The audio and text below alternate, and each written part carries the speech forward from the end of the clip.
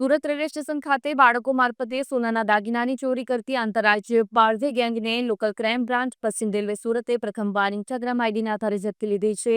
પોલીસે ₹15,30,000ની ચોરીનો ગુનો ડિટેક્ટ કરી મુદ્દામાલ રિકવર કર્યો છે. સુરત રેલવે સ્ટેશન ખાતે બાળકો મારફતે સોનાના દાગીનાની ચોરી કરતી આંતરરાજ્ય પારધી ગેંગને લોકલ ક્રાઇમ બ્રાન્ચ પશ્ચિમ રેલવે સુરતે પ્રથમવાર ઇન્સ્ટાગ્રામ આઈડીના આધારે ઝડપી લીધી છે.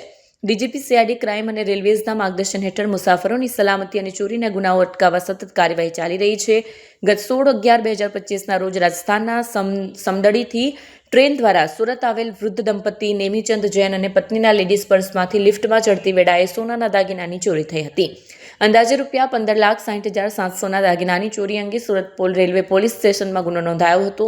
આ કેસની તપાસ દરમિયાન એલસીબી ટીમે સોશિયલ સર્વેલન્સના આધારે ટેકનિકલ તપાસથી ગેંગને ઓળખી ઝડપી પાડી મુદ્દામાલ કબજે કર્યો છે.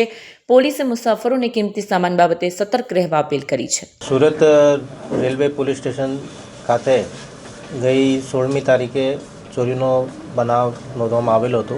આની વિગત એવી છે કે રાજસ્થાનથી શ્રી નેમીચંદજી જૈન સુરત આવ્યા હતા. જ્યારે પ્લેટફોર્મ નંબર 2 ઉપર એ ઉતર્યા હતા, એના પછી એમના એક જે પર્સ છે જેમાં સોનાના દાગીનાઓ હતા એ બધું ચોરાઈ ગયા હતા એવી ફરિયાદ નોંધાઈ હતી. આ ફરિયાદના લીધે અમે લોકોએ જુદા જુદા ટીમ બનાવી, રેલવે પોલીસ સ્ટેશનની ટીમ બનાવી, એલસીબીની ટીમ બનાવી અને અમે લોકોએ સીસીટીવી ફૂટેજ ચકાસવી ચાલુ કરી. જ્યારે અમે લોકો સીસીટીવી ચેક કર્યા તો અમે પાંડેસરા બાજુ જે કૈલાસનગરના ઝૂંપડાઓ છે ત્યાંના લોકેશન મળ્યા કે ત્યાંથી કોઈ રેલવે સ્ટેશનથી ત્યાં જાય છે. જ્યાં પણ ઝૂંપડા બધા ખાલી હતા તો અમે લોકો ત્યાં જે ગાર્બેજ છે એમાં ચેક કર્યું તો અમને કંઈ ક્લુ મળ્યું કે મહારાષ્ટ્રના બુલઢાણા ખાતે એ લોકોએ હંગામિયતમાં કાયમી રીતે રહેતા હોય છે. તો અમે લોકોએ ફરીથી ટીમ બનાવીને મહારાષ્ટ્રના બુલઢાણા ખાતે મોકલી.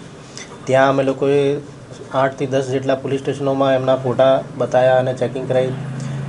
પછી અમે લોકોએ જે એલસીબી ઓફિસ છે ત્યાં એમના ફોટા આપ્યા. તો 2-4 દિવસમાં અમને એક ક્લુ મળ્યું કે આ જે માણસ છે આ મહારાષ્ટ્રના બુલઢાણા ખાતે કોઈ ગામડામાં રહે છે અને અત્યારે હાલ ત્યાં અમરાવતી એમની લોકેશન મળે છે. પછી અમે લોકોએ અમારી રીતે એમના ફોટોઝને ચેક કરી એમને ઇન્ટરનેટ ઉપરથી એમના ફોટો દ્વારા ઇન્સ્ટાગ્રામ આઈડી અમે લોકોએ મેળવી લીધી. આ ઇન્સ્ટાગ્રામ આઈડીથી અમે લોકોએ જ્યારે મેટાને કોન્ટેક્ટ કર્યો તો એમના આઈપી ડિટેલ્સ અમને મળ્યા. આઈપી ડિટેલનો આઈપીડીઆર એનાલિસિસ કરીને એમના જે મોબાઈલ નંબર છે એ અમને મળી ગયા. એ મોબાઈલ નંબરનો અમે વધુ લોકેશન અને સીડીઆર કઢાવીને અમરાવતીથી જ્યારે એ લોકો હતા ત્યારથી એમને ટ્રેક કરતા હતા અને જ્યારે ફરીથી એ લોકો સુરતમાં ચોરી કરવા આવ્યા ત્યારે અમને એ લોકોને ઝડપી પાડ્યા. એમની એમો એવી હતી કે એ પોતાની નાની નાની બાળકીઓનો યુઝ કરીને કોઈ વડીલ અથવા એવા દેખાય એના પર્સ ચોરાવી લેતા હતા અને આમાં અમે લોકોએ જે 15.5 લાખનું જેટલું મુદ્દામાલ ગયો હતો 100% આમાં રિકવરી થઈ છે અને જે આરોપીઓ છે અત્યારે જેલમાં છે.